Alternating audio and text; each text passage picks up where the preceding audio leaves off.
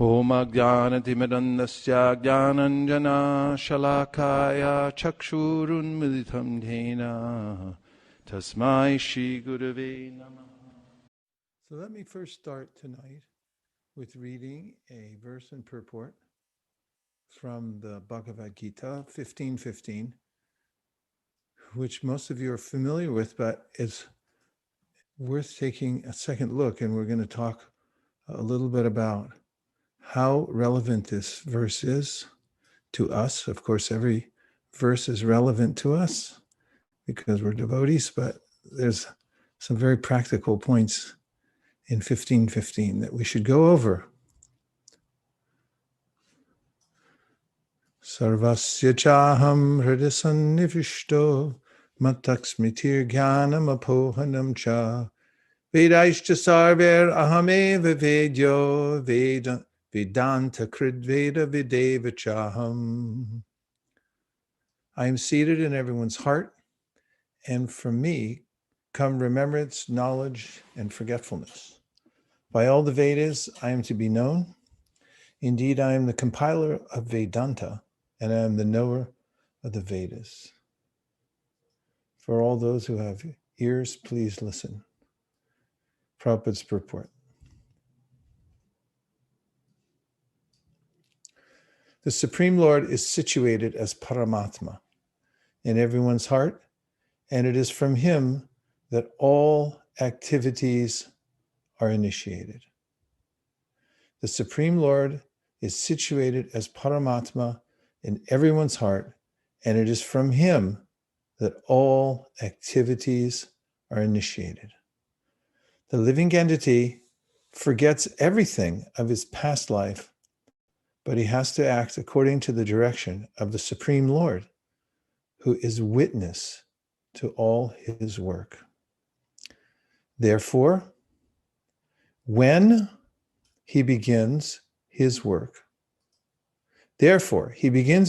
according to his past deeds.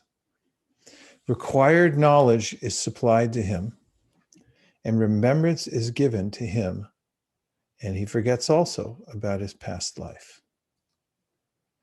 Thus, the Lord is not only all-pervading, he is also localized in every individual heart. He awards the different fruitive results. He is worshipable not only as the impersonal Brahman, the Supreme Personality of Godhead, and the localized Paramatma, but as the form of the incarnation of the Vedas as well. The Vedas give the right direction to people so that they can properly mold their lives and come back home, back to Godhead.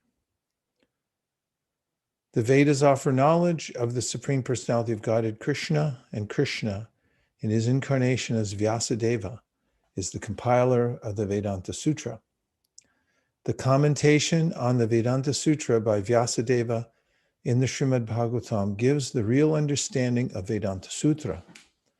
The Supreme Lord is so full that for the deliverance of the conditioned soul, he is the supplier and digester of foodstuff, the witness of his activity, and the giver of knowledge in the form of Vedas, and as the Supreme Personality of Godhead, Sri Krishna, the teacher of the Bhagavad Gita.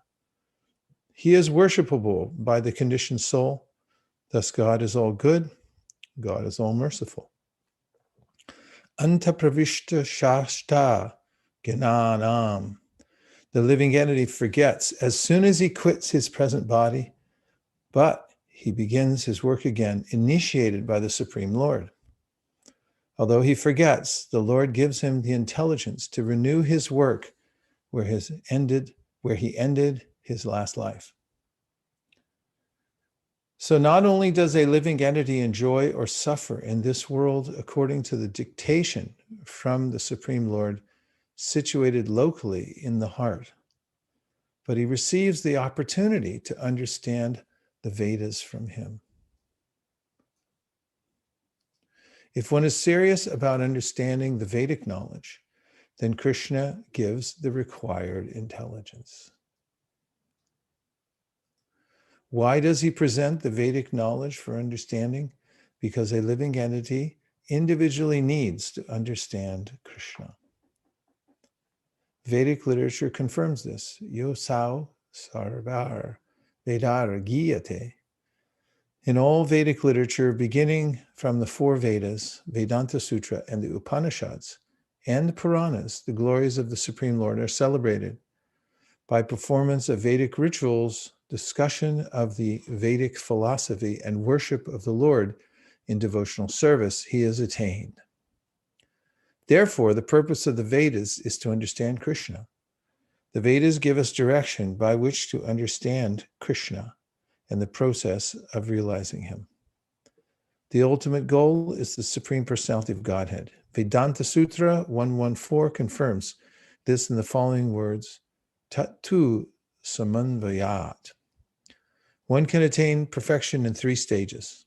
By understanding Vedic literature, one can understand his relationship with the Supreme Personality of Godhead. By performing the different processes, one can approach him. And at the end, one can attain the supreme goal, who is no other than the Supreme Personality of Godhead. In this verse, the purpose of the Vedas, the understanding of the Vedas, and the goal of the Vedas are clearly defined. And first point to keep in mind is that the living entity forgets everything of his past life, but he has to act according to the direction of the Supreme Lord, who is witness to all his work. And this means, among other things, that the reason that we can become Krishna conscious is because Krishna is conscious of us. The infinitesimal cannot reach the understanding of the infinite without the infinite's wish that he do so, without extending himself. One may say, how can the infinitesimal understand the infinite? And the only answer is when the infinite extends himself to the living entity. Atashi Krishna namadi na bhaved grayamindriye seva mukhi jivado swayameva spratyada. Nayamatma pravachanena labhyo na medaya na bahuna shutena mami vaisha vrinute tena labhyas te shaish tashaisha vrinute tanum swam. The Padma Purana says that Krishna reveals himself to us according to our service to him, beginning with the tongue. And Nayamatma pravachanena labhyo means na medhaya, na bahuna, shrutena. We can't understand Krishna by our own endeavor. You may be very expert at speaking. You can sit down in an assembly, give lectures to thousands, millions of people. Doesn't mean Krishna will reveal himself. Bahuna shrutena, you may be very learned also, like Sarvabhauma Bhattacharya. He's known as the most learned person who ever lived. He knew every scripture by heart, memorized it all. Bahuna shrutena doesn't mean you can understand who Krishna or Lord Chaitanya is. And also, you may also nayamatma pravachanena labhyo na medaya. You may be very intelligent, bahuna shrutena. Yami vaisha vrinute tena labhyas tashaisha eva vrinute tanum swam. Tanum swam means his own person, his own body, his own personality. He only reveals that to whomever he chooses. So this is a great secret in Krishna consciousness, because we describe this process of chanting Hare Krishna as the means to understand Krishna and to know him. It's a service to chant Krishna's name. We're glorifying him. It's kirtan. And we're serving him with our tongue. But how does it work, actually? This is described in our various shastras. First of all, in the Tattva Sandarbha and the Sarva Sambhadani, which is a very technical chapter, but necessary, obviously, for our sampradaya to be right on target, to have a siddhanta. Jiva Goswami explains that normally when we see something, we don't see it right away, because we have to comprehend it. We have to compare it to something. The way I thought of it recently is the way in which you'll notice picture recognition. What's it called? When your smartphone recognizes your picture, someone put a picture of you up on their website. Image recognition. Huh? Image recognition. Image recognition. Yes, it's exactly what it is. This is called vikalpanam in the Tattva Sandarbha. There's a way that by pratyaksha vikalpana, you see something, but you don't, unless you become aware of it, you don't actually see it. Unless you know what it is, you can't comprehend it. And therefore, there's a two-stage process that takes place with the intelligence. And that process is you see a hummingbird, and then the intelligence goes through image recognition, latches onto it. It happens very quickly for most people. For me, it's slower. And then you recognize the hummingbird because you put it in a category, vikalpanam, and you say, oh yeah, that's a category of birds. I've seen hummingbirds before. My mother told me that's a ruby-throated hummingbird when I was a kid. There's a lightning flash of information that comes into you, and a comparison and image recognition that takes place when you look and you see the bird. So yes, okay, that's a bird. Your intelligence. Kapila Dev describes this also in the third canto of the Srimad Bhagavatam. So then, what is the process of chanting the holy name? Apana samsritin gauranya nama vivisho granan tata sadyo vimucheta yabhipeti swayam bayam. Say, this is not a vikalpanam. It's direct.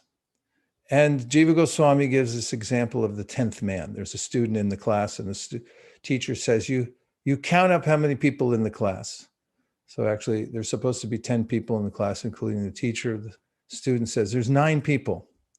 Teacher said, you forgot the 10th man, yourself. And then upon hearing those words, there's an instant cognition directly that, oh yeah, I'm the 10th man. And so he describes the way in which the holy name appears in our consciousness directly. And Krishna, as described in the 8th canto of Srimad Bhagavatam Gajendra, he's not a thing. He's not a person. He's not he goes through a long list, does Gajendra, of all the things that we have in our experience in this world. He's none of those things. He's beyond our comprehension who he is, but he reveals himself. But exactly how does that work? Because we also hear Avaishnava Mukund Girnam Putam Harikatam Vritam Shravana Naiva Kartavyam Sarpotishta Yatapaya. Sanatana Goswami mentions this verse, and he says that somebody is speaking the holy names, but their motive is wrong. In other words, they think they're God. This is the candidate who's most apt to misinterpret the holy name and say it in such a way that it covers the appearance of the holy name. When someone who is ill-motivated, and that is their motivation is that I'm God, they're not thinking I'm going to serve God, or they're not innocent, but they're very particularly motivated and they're anti-Krishna, but they're saying his name because they want to become him. Then he says, Sarvo Chisha Yatopaya, that there's a way in which the vibration that comes from those people is covered. And he actually mentions it in the analogy. It's like a little dish of milk touched by the lips of a serpent. And then you're not going to drink that. It's all the snake drank for that? No thanks. He left a little poison in there.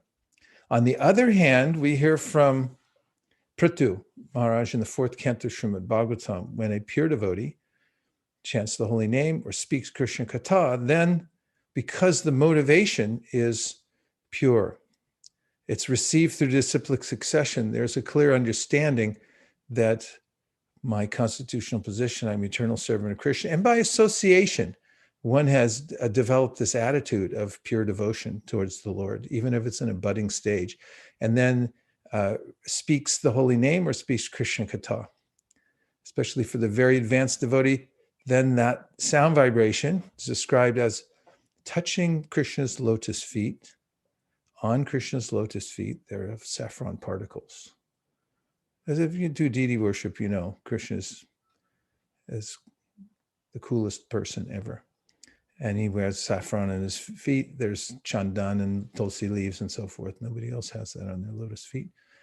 And then they mix with the sound vibration. And then when it comes in the ear, then the effect is profound. How can we understand that? We know that when Ravana stole away Sita, Chaitanya Mahaprabhu, Kaviraj Goswami reveals this to us in the Sri Chaitanya Charitamrita. He didn't actually steal Sita, but he got Maya Sita. You can't touch the internal energy if your motivation is to try to enjoy Krishna or try to enjoy Krishna's Shaktis. But to speak of stealing Sita Devi, kidnapping her, to try to enjoy her, he got the wrong Sita. He got Maya Sita. He thought he got the real Sita, but he didn't. And we also know that those who don't have a devotion for Krishna don't see him as well. In the Bhagavad Gita, Krishna says that he doesn't reveal himself to those who don't have devotion. And so if we receive the holy name through the process of disciplic succession from those who have the proper mood and attitude and motivation, speaking the holy name as it's coming down to us, then we get the manifestation of Krishna directly in our consciousness. So that means that meanwhile, when we're chanting the holy name, we have to also develop this attitude of pure service to the holy name and to Krishna.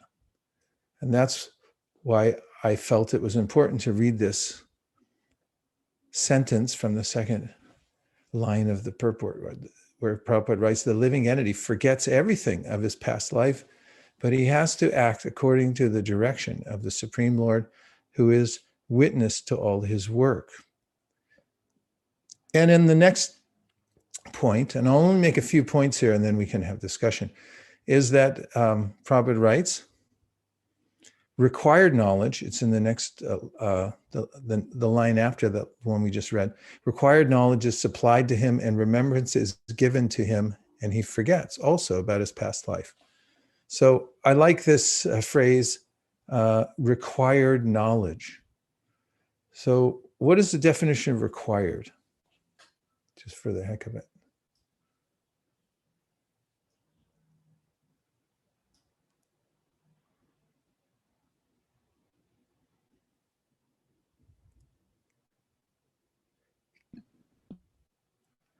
Can't unmute. You're all locked up. Adjective required, officially compulsory, or otherwise considered essential. Okay, essential knowledge that is considered essential. So in different phases of life, I considered different kinds of knowledge essential. For instance, some people, they get a life coach and they'll pay $85,000 to get a life coach because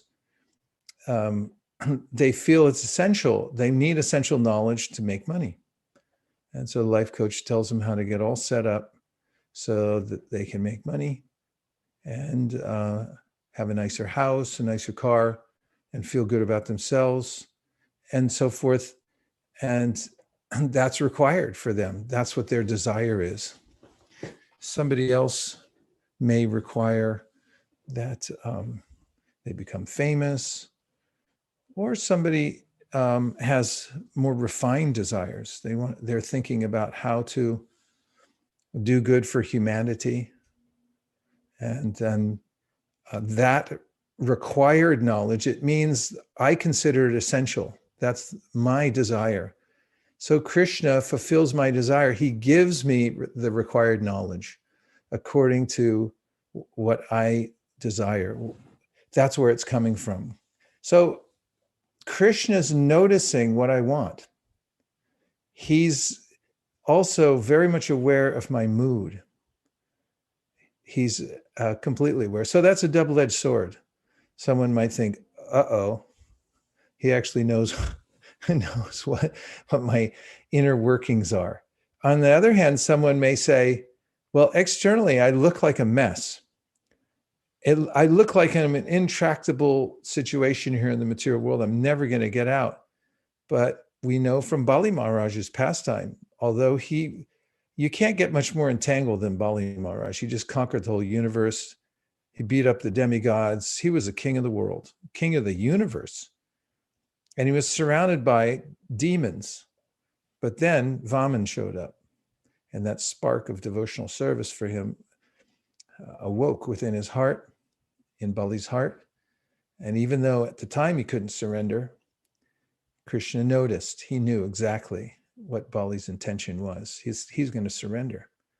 And he did it. And therefore, Krishna is known and mentioned in this section as Bhava Grahi Janardana. He knows our bhava. What's our mood?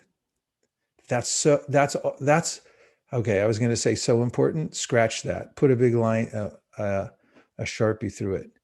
It's all important. Hyphenate the word. It's all important to what my mood is towards Krishna, because externally it may appear that I'm a loser and I'm way behind. But if that mood of pure devotion, if I turn my attention towards Krishna in my heart, so this internal cultivation. We have external cultivation in the world.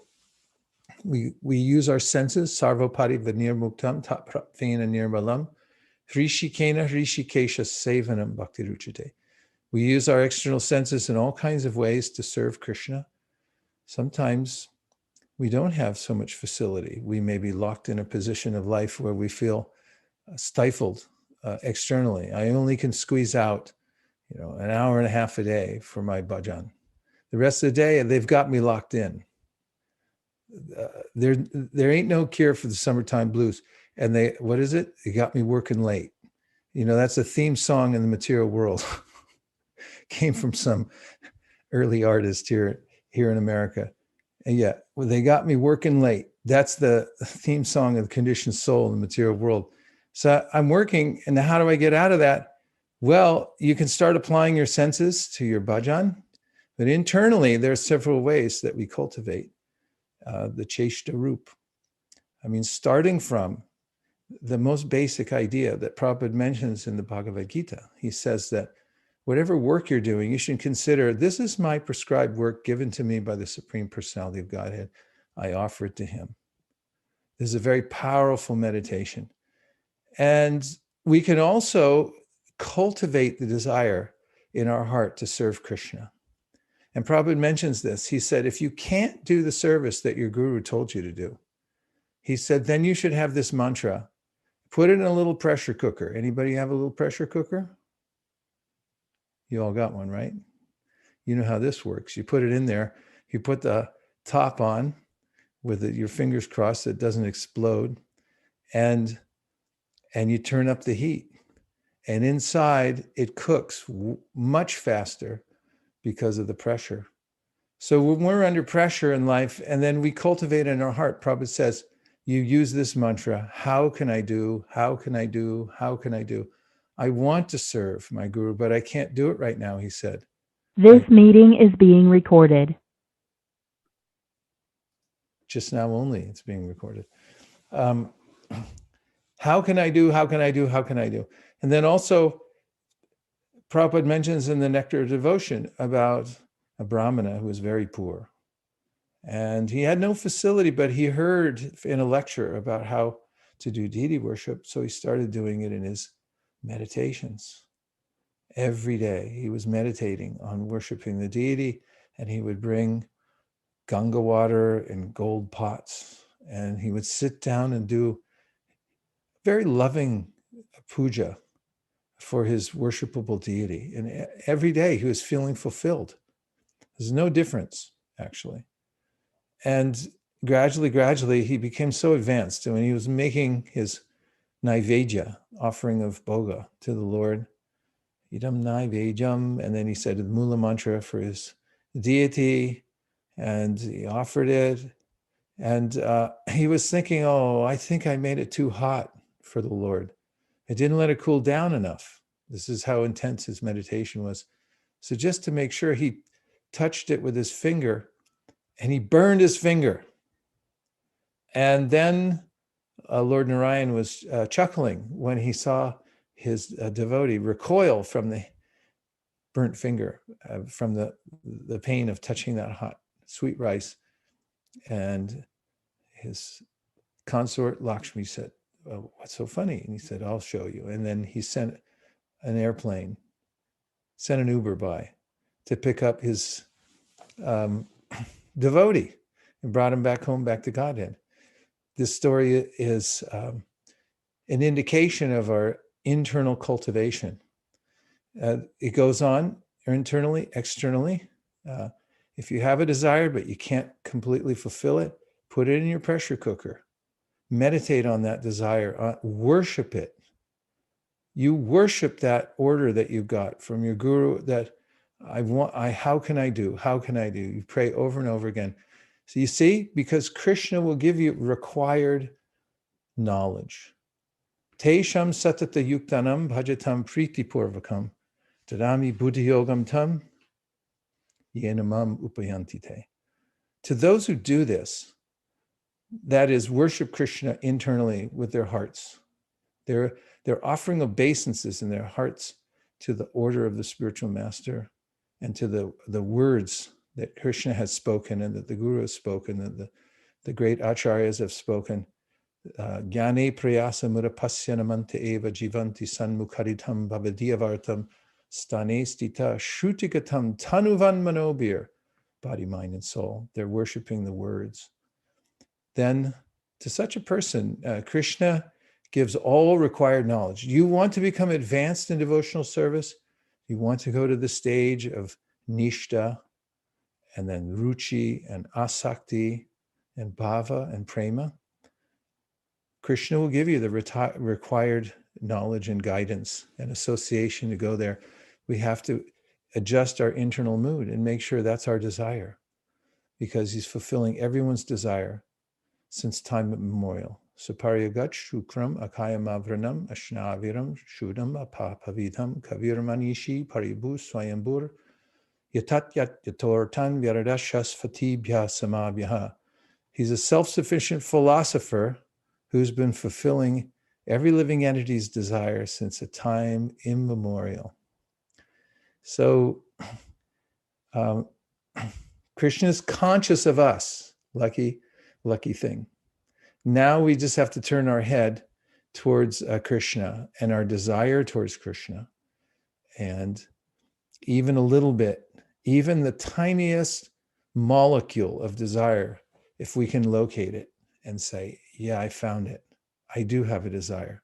After all, Srila Bhaktisiddhanta Saraswati Thakur says, if you're in mixed devotional service, that means pure bhakti is mixed with something. So the pure bhakti is in there.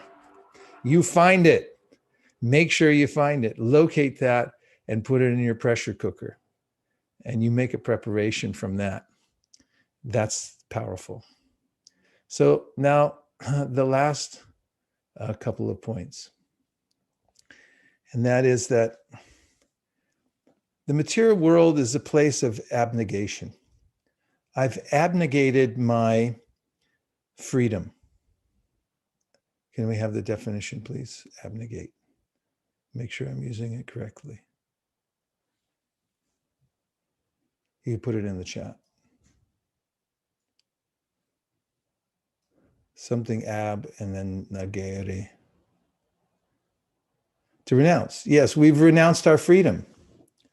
So why do we not renounce our freedom? Well, first of all, what happens?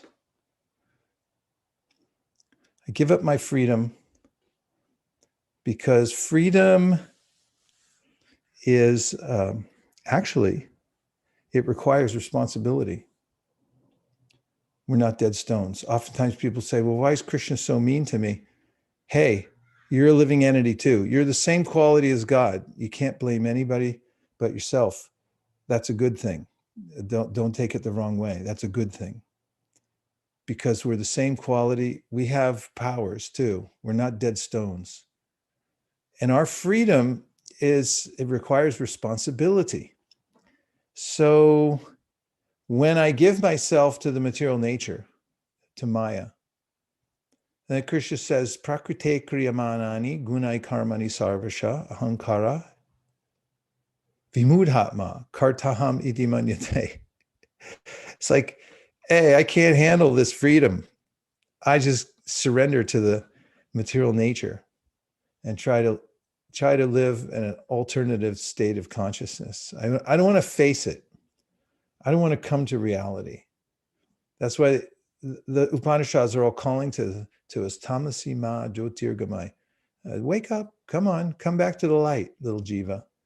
It's reclaim your freedom. We see this in prisoners. Prisoners get what's called institutionalized. They go to prison, everything's decided for them. You wake up at this time, you go to sleep at this time. You eat this, there's no choice. You eat this, here are the rules, you have to follow all the rules, and this is all you get. And that's, it sounds horrible, but actually, when one abdicates one's freedom, that freedom takes responsibility, then it's like, okay, that's what I like. And you get used to it. This is the conditioned soul. So then when they let the prisoner out, you know what they do? Many times they commit another crime just so they can go back in. I don't know the exact percentage of recidivism. Make sure I put the right number of syllables, please. However, it is a phenomena that is noticeable. It's measurable. It's something that's been studied. People become institutionalized. They want to go back in because that way they can just surrender themselves to the schedule. So the material world, conditioned soul, abnegates freedom. It's too much responsibility. And then here, just leave it to the material nature. Material nature dictates. However, because we're spiritual beings, we develop a serious psychological problem. It's described in the Bhagavatam. Bhayam dvitiya binibesha Bhayam dvitiya binibesha tasyad isha apayetasya viparyo smriti. So what is that problem? We give up, we abnegate our freedom, our free life with Krishna. We turn away from him, we ignore him. Like, okay, there is no God. You know, this whole world just fell from the sky. Nobody created it. Nobody's taking care of me. It's all just happened by chance. This is ignorance of the fact that we have a lover who's taking care of us, who loves us, who's us like, forget it, I don't want to know him. So we turn our face away, and then we get dvitiya, we get this separate existence, and bhayam, fear arises. But here's where the fear and the confusion and all the anxiety comes from in our conditioned life. There's a phrase and a theory called cognitive dissonance. Cognitive dissonance, somebody pull it off of Wikipedia and throw it up there, please. Cognitive dissonance. So a dissonance means, actually it comes from a word that means sound, like sonar, dissonance. There's resonance, there's dissonance. So dissonance means a discord. And what is the discord actually? We develop in our subconsciousness impressions, and they're discordant with our actual nature. These samskars are collected from our association with the material nature since time immemorial. Purusha prakritisto hi bhunte prakriti jan gunan. Karanam gunasangosya sarasad yoni janmasu. We associate with the modes of nature by hearing different kinds of things. Goes in our ear. And then there's a kind of cacophony of vibrations that are impressed within us. And even though they're latent from many, many lifetimes, they come out and they create a dissonance of sound in our minds and in our hearts. And this, in our cognition of these differing vibrations, we become anxiety-ridden, confused, full of fear, because we don't know who we are. We're hearing all these different kinds of sound vibrations. So that comes to the second part of this purport. How, when we get re-inspired to turn our attention back to Krishna, do we overcome this cognitive dissonance? We may have experienced it, that we take up Krishna consciousness, but then there's all these other forces that are coming from within our own minds, our own subconscious minds, due to the samskars, the impressions left there by sound vibration. And now, how do we come back into resonance with the spiritual world, with our true nature as devotees of Krishna? That's from the perfective sound vibration that Krishna provides for us, first through the Srimad Bhagavatam. Anarto pasanam sakshad bhakti yogam and hoksajay. Lokasya janato vidvams chakre satvata samhitam. Vyasadeva, incarnation of Krishna, as mentioned here in this verse, deliberately compiled all the resonant sound vibrations of the spiritual world, tadvag visargo janataga viplavo yasmin prati shlokam abhadyavatyapi, that will bring us back into resonance with Krishna, our desire to serve him. And it also brings all of the discordant samskars and sound vibrations that we've taken in errantly, and it sorts them all out. That's the power of the holy name. Cheto Darpana Marjanam. Lord Chaitanya said, you chant Hare Krishna, and the mind, the heart, the chitta, your conscious mind and subconscious mind, they will become purified from these discordant sound vibrations. And when we come into resonance with Krishna, there's no problem. There is absolutely no problem. There never actually was. We're only distracting ourselves with these discordant vibrations that we've taken in by our misuse of freedom and abnegating our freedom foolishly. So it's important to remember a few points. One is that Krishna is conscious of us. He's supremely conscious of us. Kshetrajnam chapimam vidi sarva kshetri shubharata kshetrajnayo jnanam yatash jnanam atammama. Krishna says, know this for sure, that you're not your body. You are a unit of cognition, and I am aware of you. I know you. You may not think of me now, but you do know me, but you forgot. I don't forget. But Krishna knows us. Remember that, because we don't have to see God. We just have to act in such a way that he wants to see us. And if we just remember this one point, that Krishna is seeing me, he's fully conscious of me and my mood, and he even knows my motive. It's like a scent that comes from the entity. Krishna knows what that, oh, I know what that is. He knows it perfectly what it is. And he also knows exactly how to reciprocate with it. And this is the amazing part of the way Krishna set everything up. It's completely voluntary.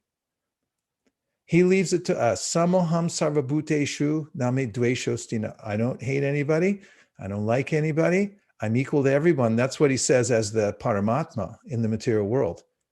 But if you can, through the association of pure devotees and hearing from the Shastra, if you can develop one molecule of desire to serve Krishna, you put it in your pressure cooker, and you meditate, you make that your life and soul, your top priority on your page, and I hope you have one by now that has your priorities on it. Otherwise, if you don't have a dream, how are you going to have a dream come true? That's from the musical South Pacific. Then Krishna he'll move heaven and earth for you, for us, any living being. He'll move heaven and earth. And that's all we have to have. And we fan that spark within our hearts until it becomes a blaze. So that's the only thing we want. And that's what advanced devotional service means. It means I don't want anything else. That's my only desire, because the cognitive dissonance is removed by hearing Srimad Bhagavatam. For instance, I think I want to meet a beautiful girl in the park and run off and get a big house. Is this resonating with anybody? I want to meet a beautiful boy, beautiful girl. I want to meet the best singer, and we'll run off and buy and live happily ever after. This is the dream of the living entity. So Paranjana, we hear the story. He meets the girl of his dreams.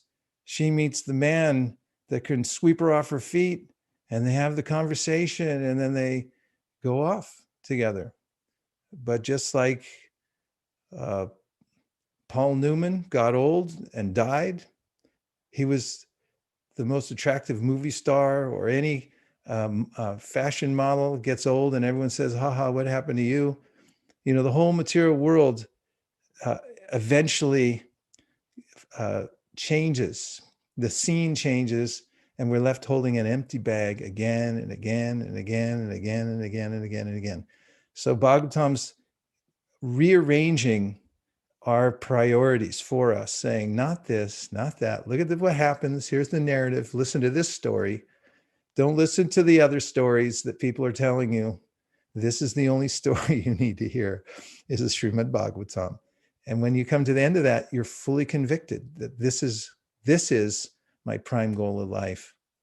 And so, Srinvatam Swa Kata Krishna Punya Shravana Kirtana Hridyantaksto Hibadrani Vidunoti Suritsatam. Krishna's there as a Surit, and the Vidunoti, he's helping us within the heart. And he's like, okay, I see you're listening to this. You want to come to this perfect point of a sharp desire, increased desire to serve me. I'll help you. And then Rupa Goswami says, then you've got the ticket. Krishna Bhakti Ras Bhavito Mati Kriyatan Yadi Kritopi Labhyate Tataloyam Api Mulyamekaram Janmakoti Sukritirna Labhyate. Means you can be a good person for millions of lifetimes, and it doesn't mean anything. Doesn't mean anything. But if you can get a little desire in your heart burning, that I want to be a devotee, I want this more than anything else, that's the ticket that gets us to attract Krishna, because he'll respond immediately and start moving everything in our direction. Then ye bhajanti tumam bhakta mai te teshu chapyaham. Then we live in Krishna, and Krishna lives in us. And we come to the perfection of our lives. Om Tat Sat. Now let's see if we have anything on the Jumbotron here. I'm going to pull up the question answer board, comment board. Oops. And it is empty. All right, let's see if we have any reflections or questions to expand the conversation. Reflect.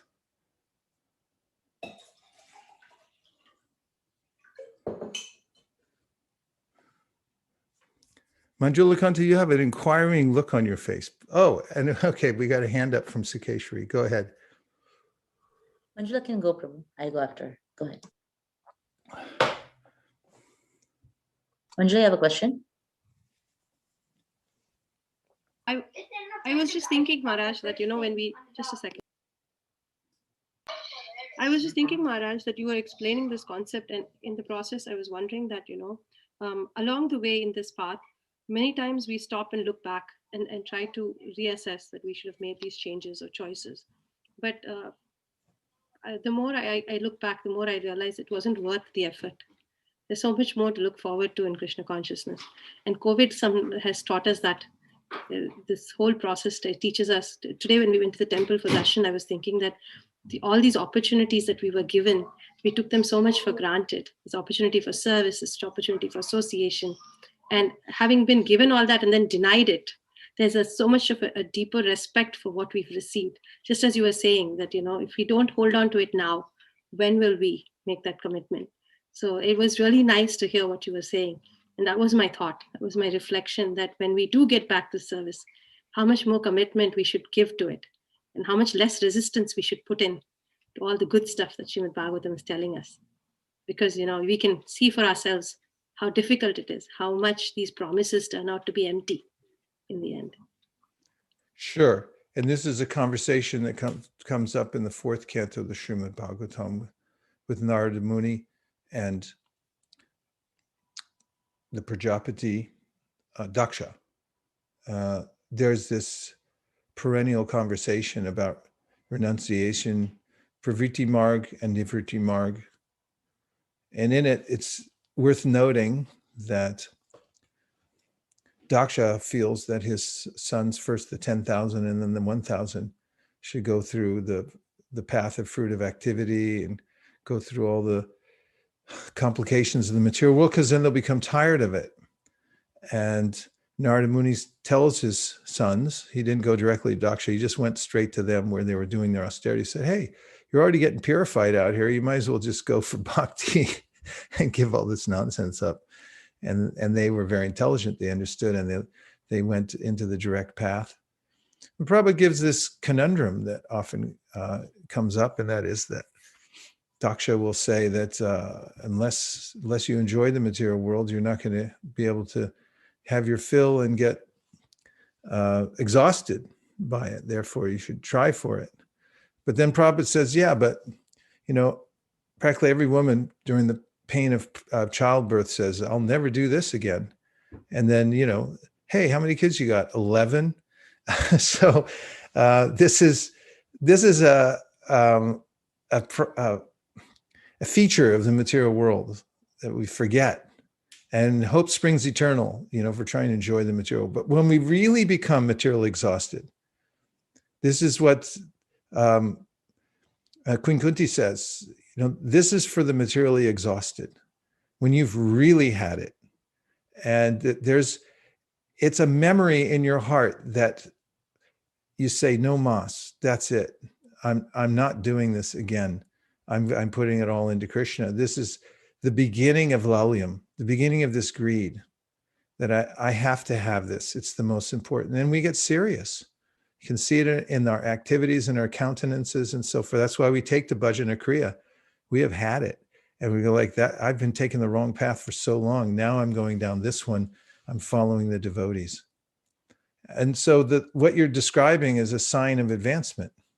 When that conviction arises in the heart that no mas, and I'm not wasting any more time either. And then there may be a lag time also. Krishna does this so we remember, because we may get the desire before we get the facility.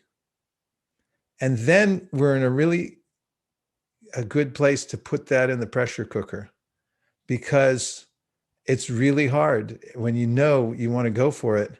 It's like, how am I going to get out of this? And I mean, even Rupa and Sanatan, it took them a year. At least Sanatan got out of there right away.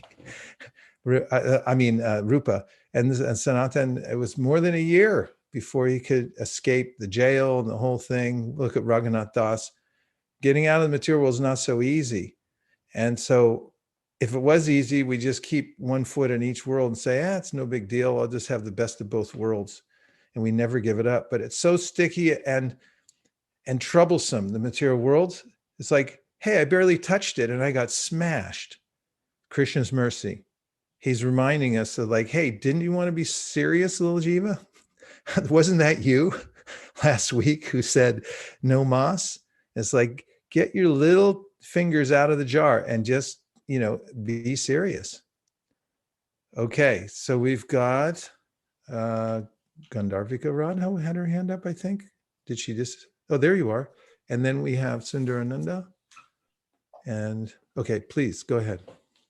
Dandavat Pranam Prabhu, I was just showing the sad face because with the example that you said, how no matter how much we undergo pain in this world, we just forget and do the same thing again. And that's so sad. And the point that you mentioned, how the vibrations of Krishna removes the samskaras in our hearts, that gave me some confidence that okay, even though it seems like I can never overcome that, but that a name and the sound vibrations that coming from Krishna is helping us. But one question that I had is, Prabhu, how is it, how do we maintain that focus all the time? Because material nature sometimes is coming, your reactions are coming very forceful upon you. So we need some strength to stick to what we want, and that too with grace. So how do we do that? The best is through association. When we keep association with strong devotees, then we feel strong also. And Purusha Prakritisto hi bhunte Prakriti Jan Gunan, Karanam Guna Sangosya Sarasadyoni Janvasu. By the same token, all our implications in the material world have come from our associations with the different modes of nature that come through people we hang out with. So choose your association very carefully and do your reps. When we're in Vaidhi Bhakti, you have to do your reps. Every day you got to do your reps. Later it will turn into longing. Later it turns into lalyam. This is the second stage of devotional service. When we develop this intense longing, it will come. It's very natural. It's already there, but it has to be reawakened in the beginning. Do your repetitions. Don't get sloppy. And you'll get strength from that. You get strength from keeping your numerical quota at the top level. And you notice it in devotees who keep themselves at that level. If you're hearing and chanting, get your bhajan on and do it every day, and don't let anything get in your way. Be like an athlete. You watch athletes, they're getting ready for the what is there? The World Cup. I don't know what there is now. The US Open. Olympics, yeah. Olympics, US Open. All that, they don't mess around. They're out there doing their craft, their sport every day, working out. We have to be like that. Become a spiritual athlete in the beginning and get serious. And if you don't know what it looks like, just check out some Olympic athletes on YouTube and see what they do. They don't get good like that for nothing, or great musicians. They're doing their practice 5-6 hours a day, and because they're into it. And then, like one teacher once told me, he said, amateurs practice until, how's it go? Okay, amateurs practice till they get it right. Professionals practice till they never get it wrong. So be on the second, on the latter side.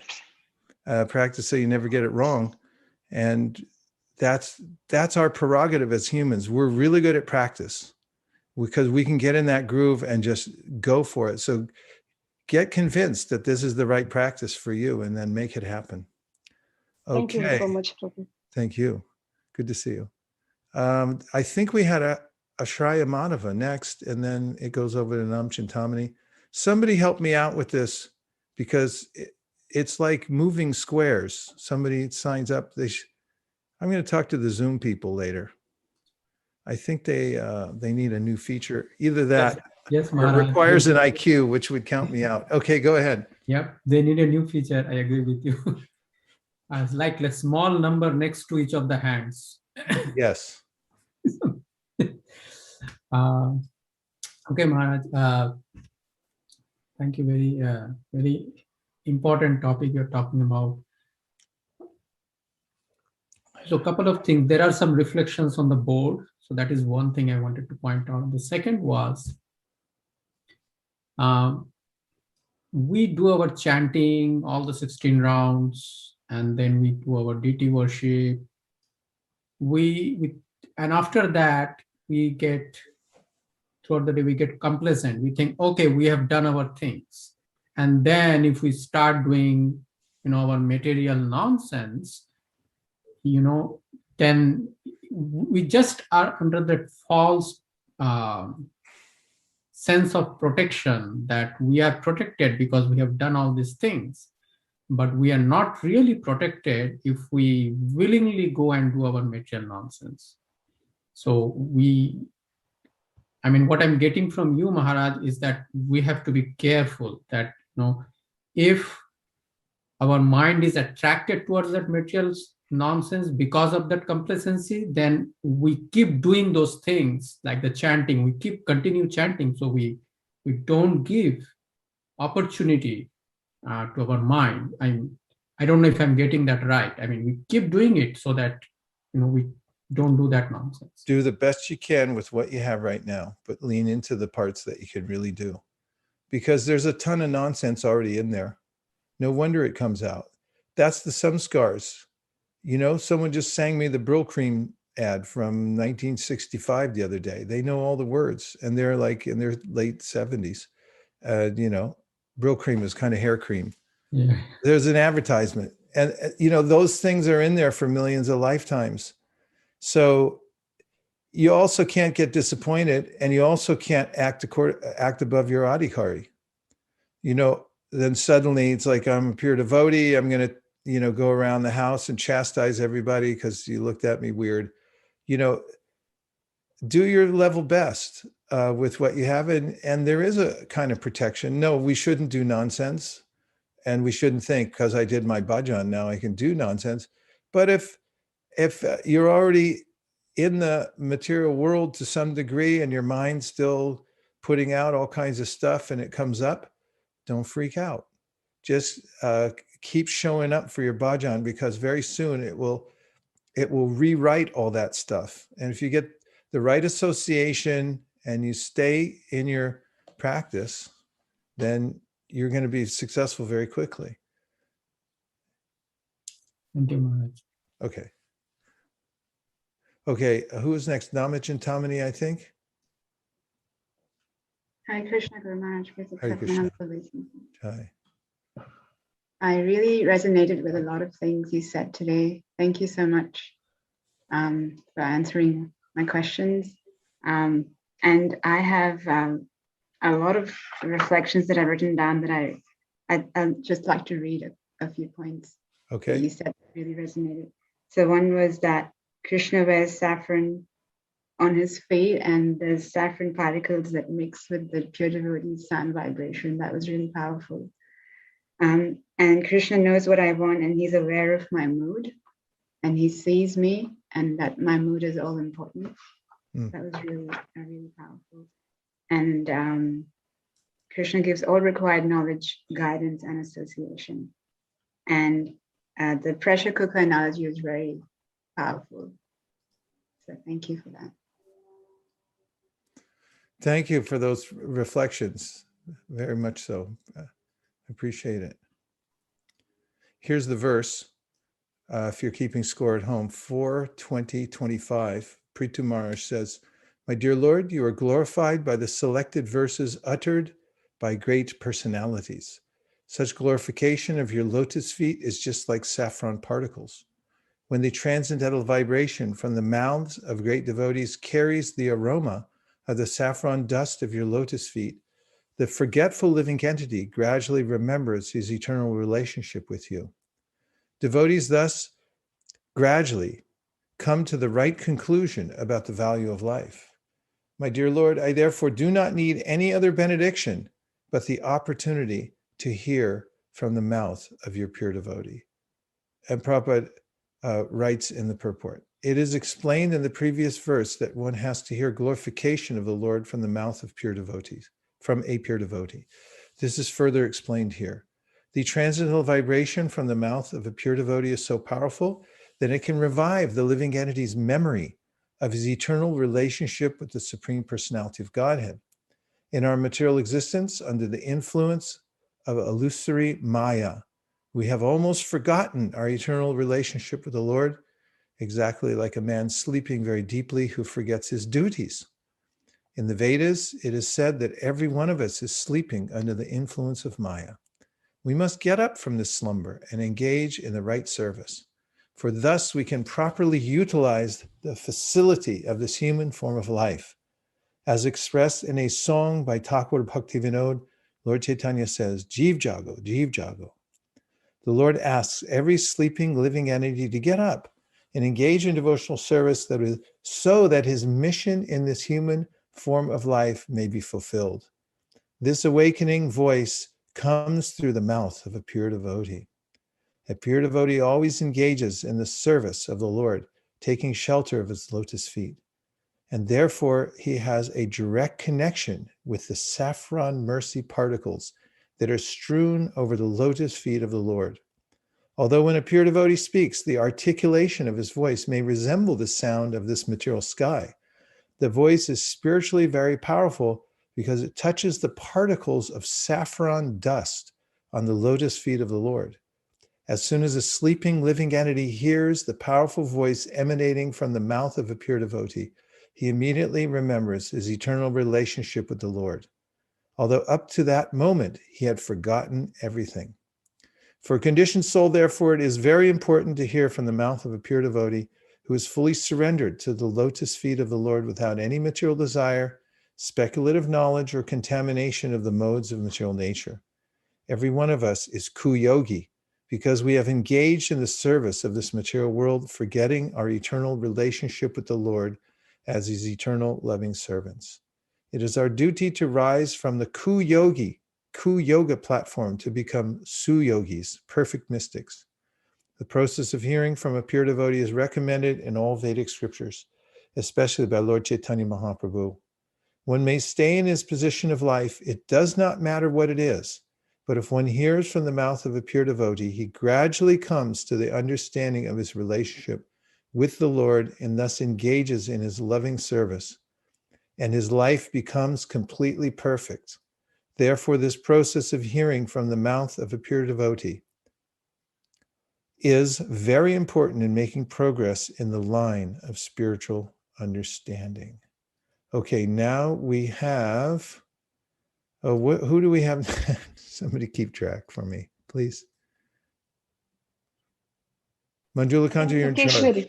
Oh, Sukeshri. Okay, Sukeshri, go ahead. Prabhu, when you mentioned about when Krishna, when you really want to surrender, Krishna will make the heaven and earth. He'll do anything you want. I was remembering the Gopakumara story when I first read it. When actually Gopakumara meets Krishna in Goloka Vrindavan, he says that I waited for you for so long, and it didn't seem like anything is working. I made sure you were born in Govardhan, and I made sure I sent you a spiritual master called Jayanta, and I'm so happy. So when I first read that, I went back and again read it twice. I thought it was Gopakumara telling Krishna, but then later I realized it's Krishna telling Gopakumara that how much he was waiting for Gopakumara to come back. So it just I was just rethinking that part, that how much Krishna loves us, and as you said, he will do anything, so that the souls from the material world can come back to spiritual world. Thank you. This is cognitive dissonance in that I think I've been abandoned and Krishna's punishing me or something. And generally, when devotees hear these couple of sections from the Brihad Bhagavatamrita, where Krishna is personally embracing Gopakumar, welcoming back to the spiritual world, saying, I waited for you. And you can see Krishna, what Prabhupada says in 1.2.17 of the Bhagavatam, that Krishna wants us to come back more than we can desire. Devotees generally start weeping, genuinely. And they can't help themselves. I've seen it so many times when we read that Brihad Bhagavatamrita and we come to that section and I just look up around the room. I mean, I'm holding back tears. I look up and I think I'm a sahaja, here I go. And then I look up and I say, like, everybody's crying. And it's spontaneous because this is the one psychological problem we have. We've forgotten Krishna. And when we realize actually he wants us back more than we can desire, we just break down. And we have all the feelings come rushing in. Like you were saying, Gandharvika Radha, that it's like, what have I been doing? Why have I been keeping Krishna waiting? And actually, you said it, Manjula Kanta, it's like wasting time here in the material world. Yes. Thank you very much. Okay, call in the next person, please. I'm out of the calling on process. We had I've Harry. retired. We had Harry and then Sadhu Vrindavan. Okay. Hare Krishna. Hare Krishna. Vaisesika Prabhu, is it possible you can read from Srimad Bhagavatam 8.3.17, the last paragraph of the purport? I think it's very appropriate for what you just said. Yes, Prabhu, I'll do it. Just now I'm doing 8.3.17. Yes, the last paragraph of the purport. Okay.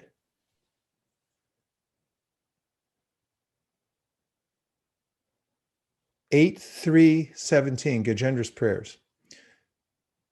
Yes.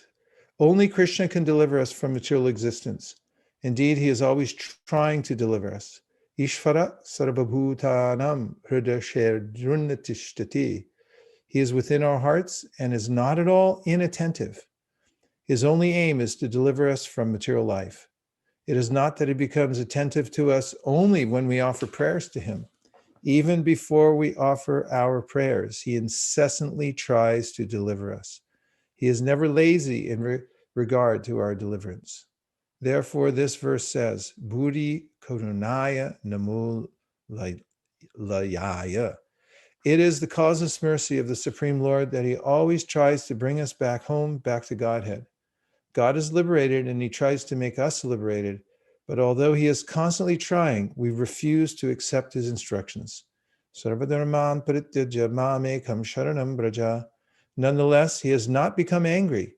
Therefore, he is described here as Buddhi Karunaya, unlimitedly merciful in delivering us from this miserable material condition of life and taking us back home, back to Godhead. Thank you, Prabhu. That was perfectly placed. Sadhu. Hare Krishna. Hare Krishna, Prabhu. Hare Krishna, Sadhu Vrindavan. So I was just thinking about a saying, which is even if you give $1 million, you can't million or $1 trillion, you can't really go back in time or revisit the past. So I was thinking that I've been wasting so much time in this material world, discriminating. Oh, I should when I'm like I should chant now, I'd be like, oh no, let me do something else. So I was just thinking how it's harder to become pure when you're attached to these material desires, but when but the lucky thing is that in the material world, even if you chant one mantra of Hare Krishna with pure devotion, then Krishna will actually you'll be so satisfied that you would want to do it again and again and again. And if you take one step toward Krishna, you take 100 steps towards you, which makes it easier for you to actually become more pure. Because in the Treta Yuga, when Dasharatha, he wanted kids, and Rishi Shringa, he told Dasharatha to first perform the Ashwamedha Yajna for to become pure, to actually perform the Putra Kameshti Yajna for getting kids. And it almost took Dasharatha 1 year, as I heard, 1 year to complete the Ashwamedha Yajna. But here in the Kali Yuga, the chanting of the holy name, even if you chant one Mahamantra of the holy name with intensity and devotion to the Lord, you would actually develop pure love for Krishna, and it'd be easier for you to eventually go back home, back to Godhead. So Sadhu. We read in Giriyash Maharaj's new book. Do any of you have it? You do? I do have it, Prabhu. I just You bought do? it. Are you all reading it? Yeah. Better hurry up because I'm going to be the first one to finish. We read the other night about how Prabhupada was sitting with the devotees, and he took one Maha sweet ball and he popped it in his mouth, and he said, the yogis, they meditate for so many years, thousands of years. He said, with one sweet ball, we can come to the perfect stage. Thank you. Very nicely done, Sadhu. Okay, who's next? That's it. We cleared the board. It was Avantika, Sure. but she's not here right now. So then there's Madhav for the person. Okay, thank you. We have someone. Oh, Madhav going through. Is there anyone else? I just wanted to comment, Prabhu. Yes? I just wanted to say that, I've been seeing Sadhu Vrindavan since he was so little. And, I realized that actually soul doesn't have age. And, so much of things, and recently we had a Ramayana contest. While I was interviewing the finalists, Sadhu got the first place. But I was just thinking that there are so many stories in Ramayana that I was not aware till as part of this contest and working on it. I felt that so much of knowledge he has about Ramayana, about such complicated names and connections with so many different stories. At that moment, I felt that, it's not the body's age that matters. I just wanted to comment that. Thank you, Prabhu. Hare Krishna. Sadhu's always been a sadhu. Ever since I've known him as a little tiny baby, he was a sadhu. Okay, I think it's Madhava Govinda and then Avantika. Thank you so much for Hey, Madhava Govinda, Hari Bol. Hare Krishna. Prabhu, sorry for long time no talk. Good to see you. Hare Krishna. Hare Krishna. Thank you. Go ahead. Thank you so much for the wonderful class. Actually, I was really inspired. Somehow, the point that you mentioned about cognitive dissonance, it really stuck with me. I was thinking that it's so natural and very easy for us to, get into that zone of, have the discord actually. But I think, as you mentioned later on, that when we do keep doing our repetitions on a regular basis, on a daily basis, that can help us to actually come back to the resonance, the cognitive resonance that you mentioned.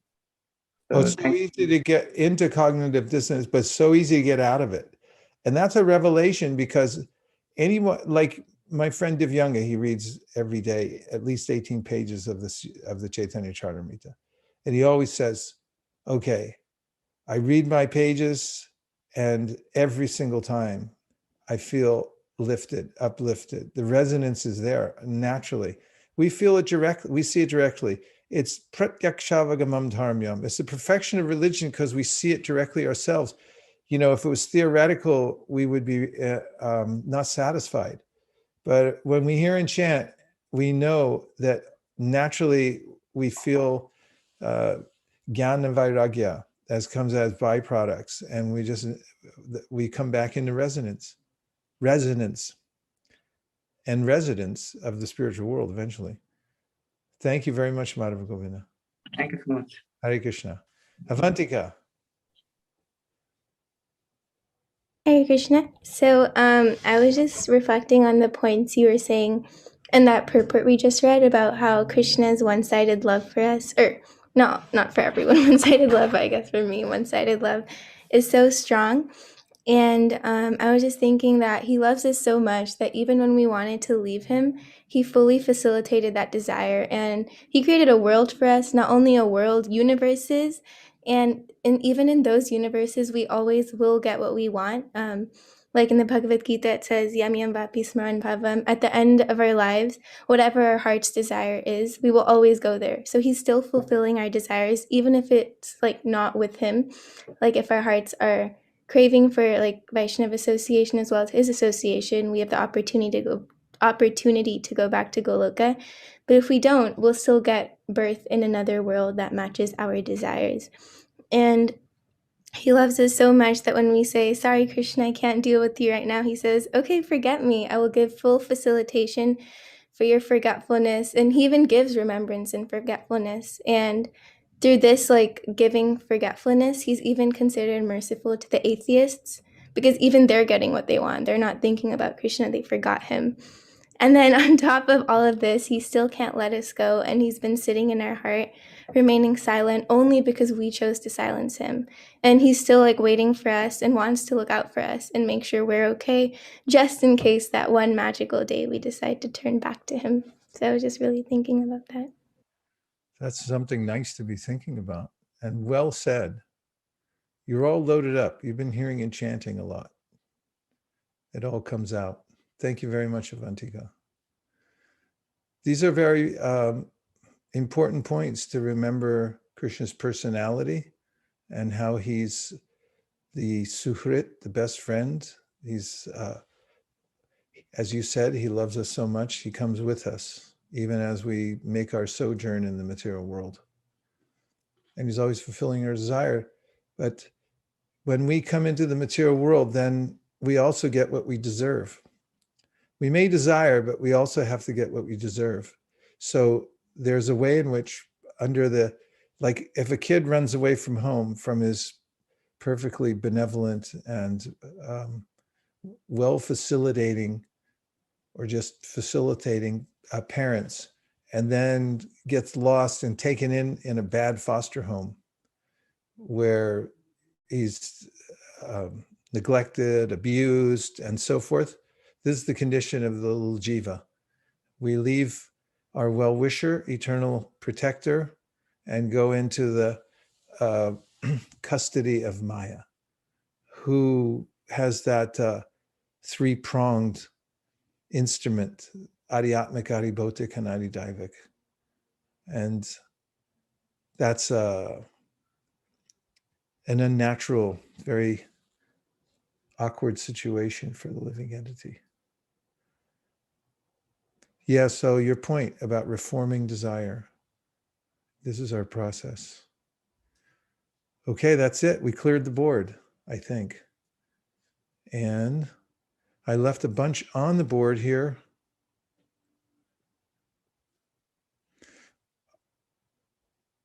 You want me to just do a couple more quickly, succinctly? Or should we just stop right now? Yeah, right. What are you going to say? Okay. A couple more. Okay, a couple more. Okay, question from Anonymous says, although one's or mine main objective in life is to surrender to Krishna, I keep slipping off and feel like I'm cheating Krishna because I feel I only externally say, Krishna, I need you, but internally I'm not actually trying as much as I say. How do I actually stop cheating Krishna and myself as well?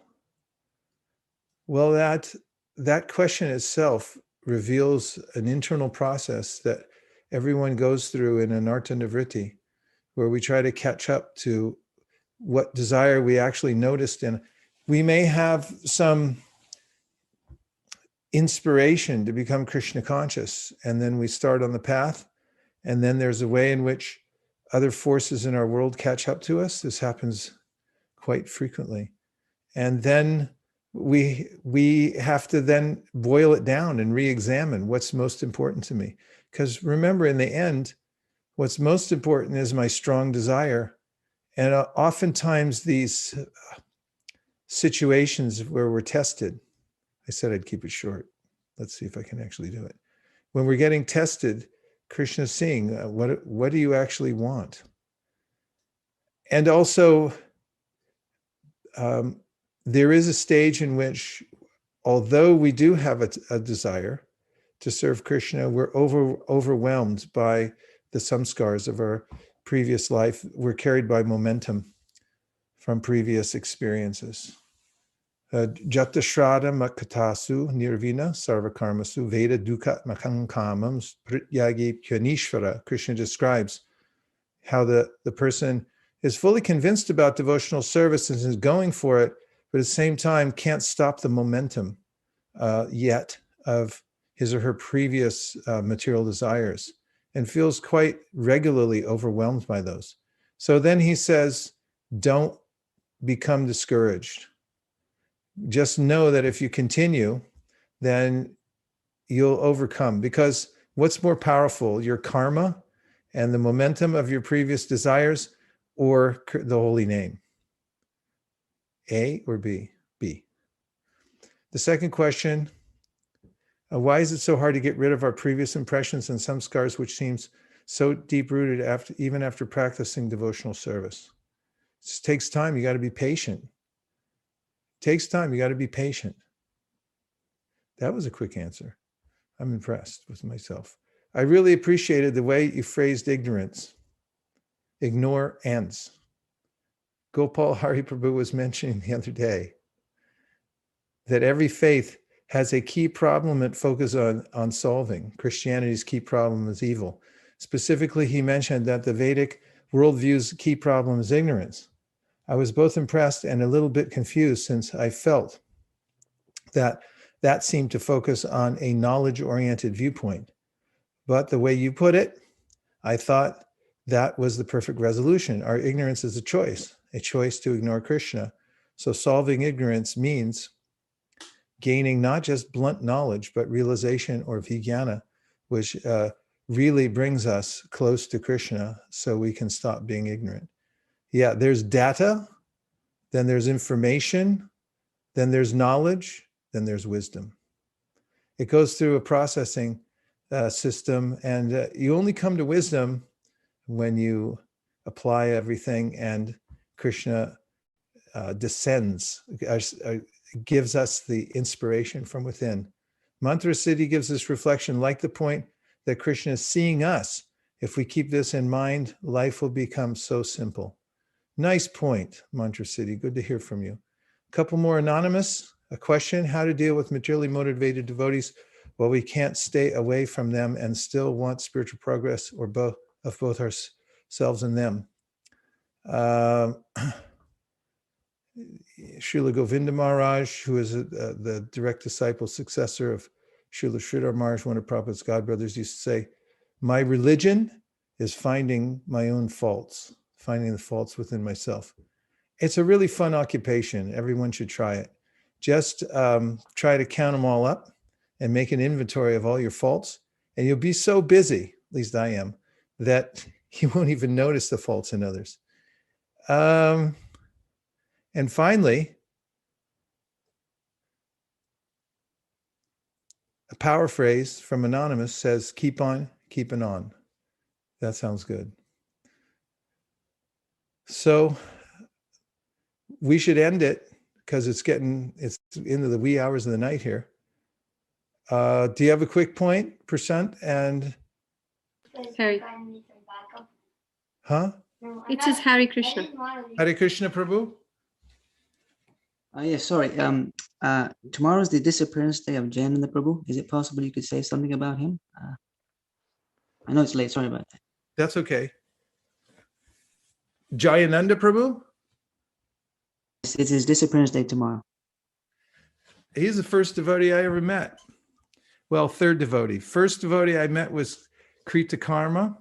Second devotee I met was Jambavan, and then Jayananda. I joined the temple the day after Rath Yatra. I had no idea there was a Rath Yatra. They were putting away the wheels in the big garage next to our temple, and Jayananda Prabhu asked if I wanted to help.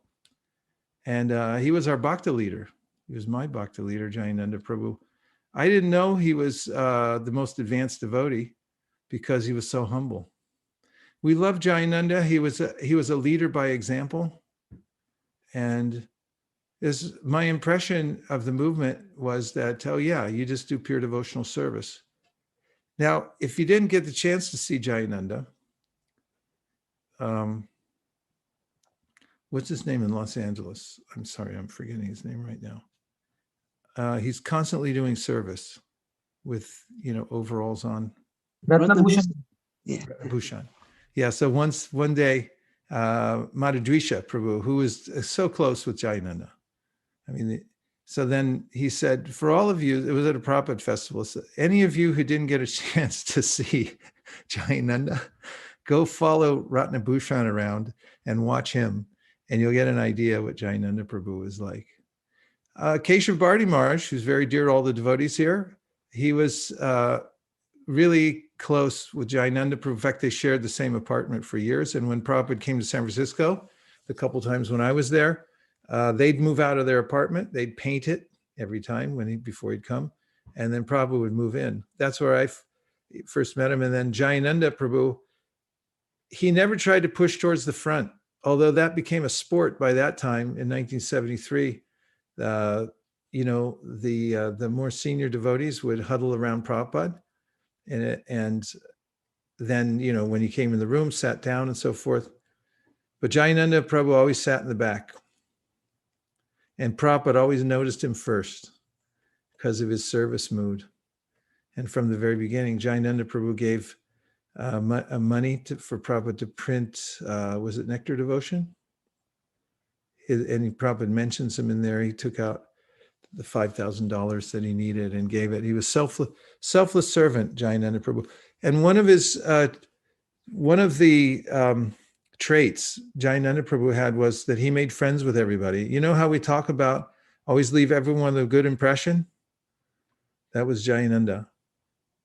Everyone who met Jayananda Prabhu, they felt like they met the nicest person in the world. And after he did festivals, he'd put on these big festivals. We had festivals in Berkeley. We had them in San Francisco. We had the Rath Yatras. And he would work and work and work to make sure the festival went off. And then after it, he'd go around to all the people, anyone any of the vendors who sold us things or helped or donated bananas or whatever it was. And he'd always bring them some really nice prasadam, like a cake or something like that. And everybody remembered him lovingly. I just remember one time after Radha Damodar, he got on one of the buses and I saw him. I had already left San Francisco. I was on another traveling party. We met up on the East Coast, and one of the sannyasis, good stuff was rare back then, like nice chatters and stuff. One of them had bought a silk Harinam chatter. Pretty much a rare item at that time. Now you can get anything through Amazon Prime or whatever. But back then, good devotional stuff was it was hard to get because we didn't have any money anyway. And anyway, so then I just remember being we were at somebody's house or someplace, all the traveling parties were there, and we were with Jayananda. I was enjoying being in his company, and Tamal Krishna Maharaj came over and gave him this silk Harinam chatter because everyone loved Jayananda. So Jayananda, he was very strongly built and tall and, hard worker. His hands always had some kind of stain on it from working under cars and fixing everything and hammering and whatever. Anyway, the silk chatter, when he put it on, it looked like, some people just have a flair. They put something on, they look, they look like, when Jayananda put it on, it kind of looked like, it was just hanging off him. It wouldn't stay on him the right way. And, he looked embarrassed. Is this too nice for me?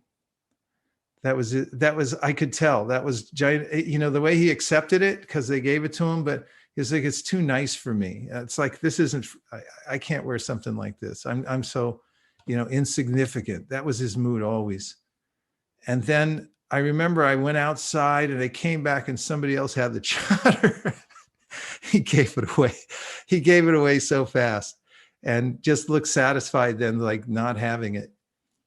So Jayananda Prabhu, he left the world with Prabhupada as a tape recorder in Los Angeles before Prabhupada left, actually. And Prabhupada, Rameshwar was there. He gave him the tape recorder with Prabhupada chanting. And he said it was the last few hours were very, very hard. He was in a lot of pain, but he was so strong spiritually and physically that, he screwed up all his energy and pulled it together at the last minute. It was just, had the tape recorder going right on his ear. And he was fully putting his energy into remembering Krishna and Prabhupada at the last minutes. And then he left his body, and Prabhupada wrote the letter, glorifying Jayananda Prabhu. And interestingly also, when Prabhupada would write a letter about somebody leaving, I remember when my grandmother left her body and I went to a Catholic church for her funeral ceremony, and the priest said, she's in a better place now and she's smiling on us. And it's like, how do you know? Let's hear some pramanam from the Shastra on that one.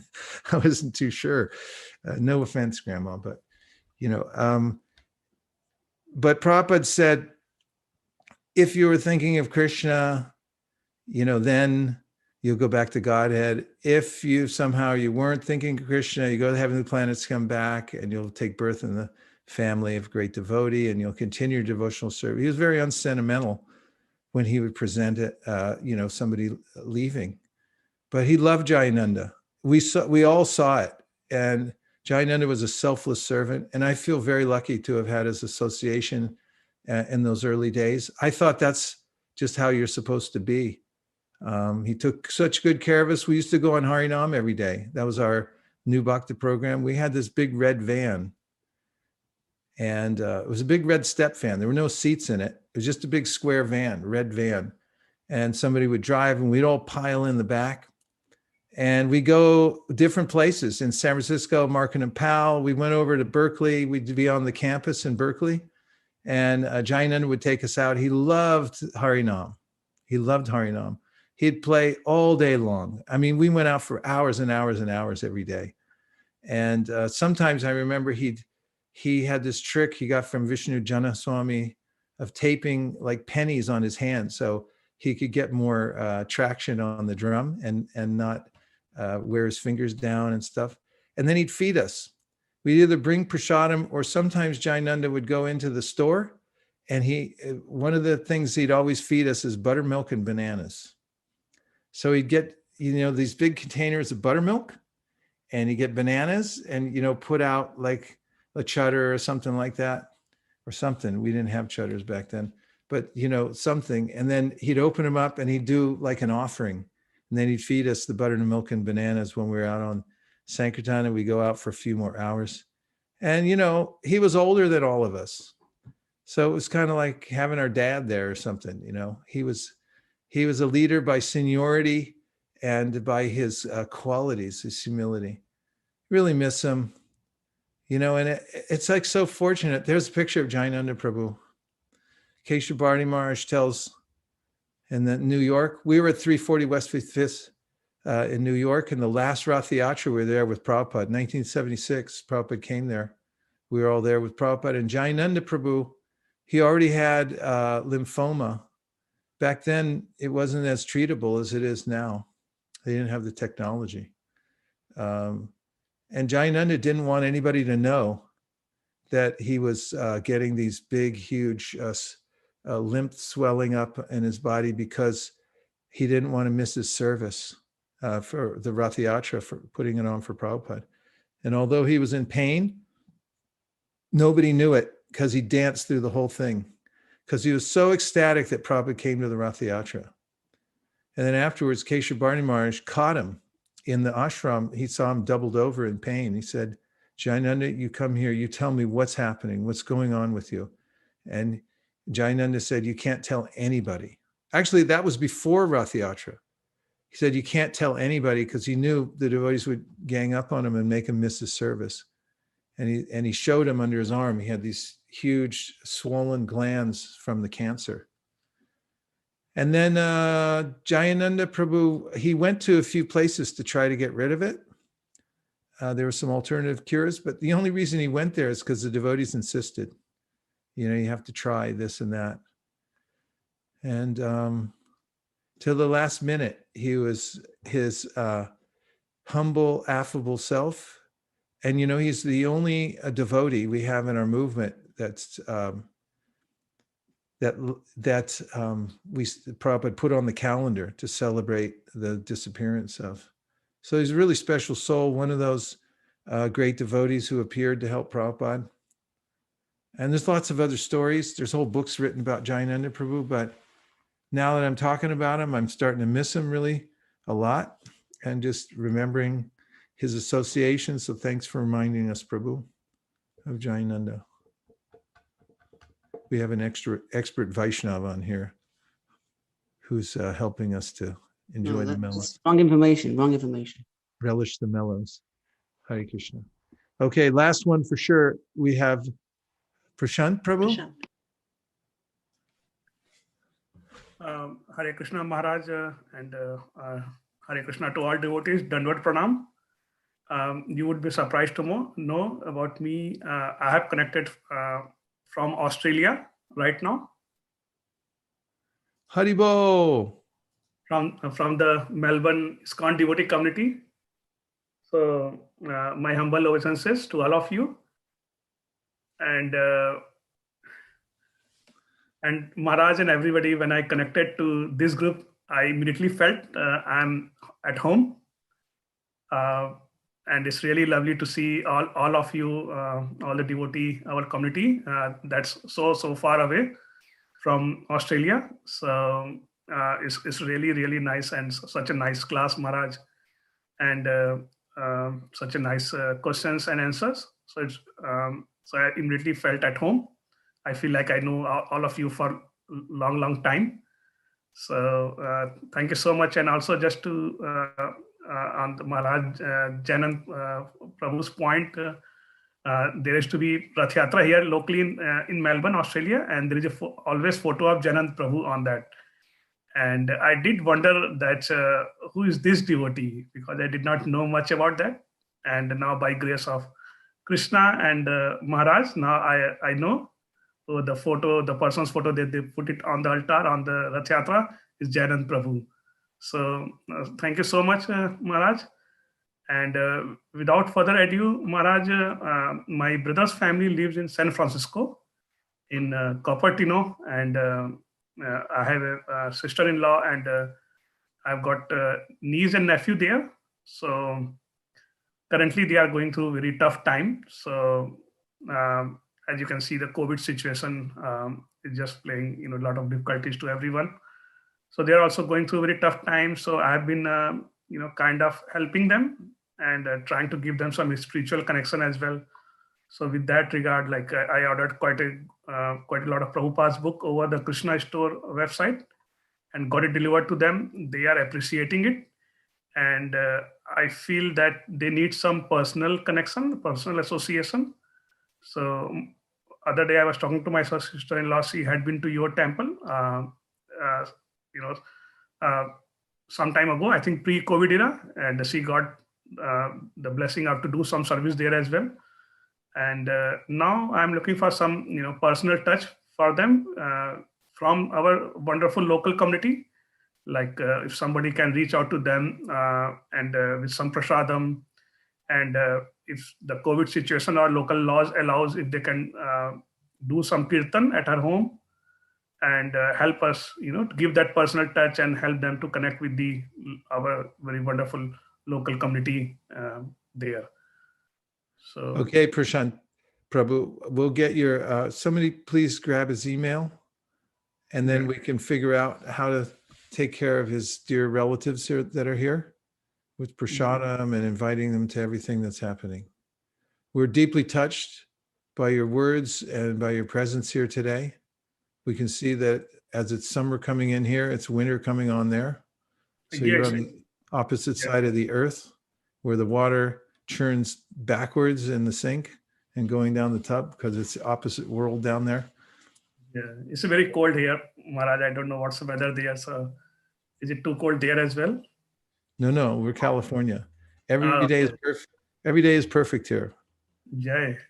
Just kidding. Thank you very much, Prashant Prabhu. Hare Krishna. Yeah. Hare Krishna. Premanande Haribol. Well, now that I've run us into the wee hours of the night,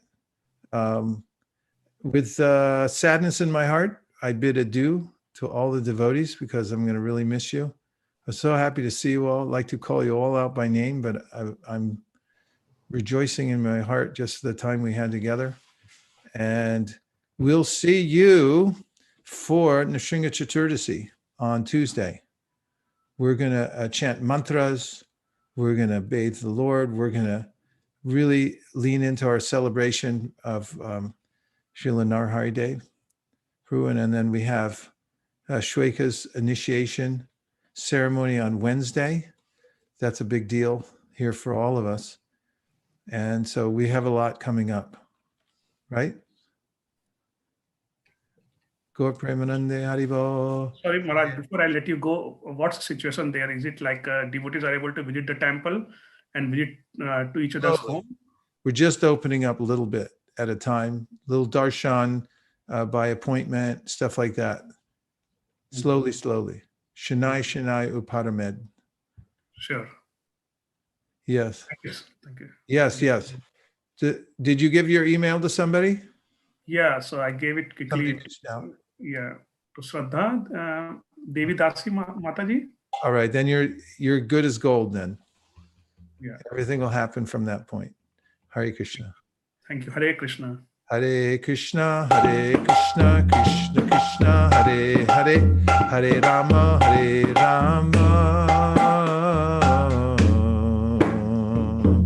Rama Rama, Hare Hare.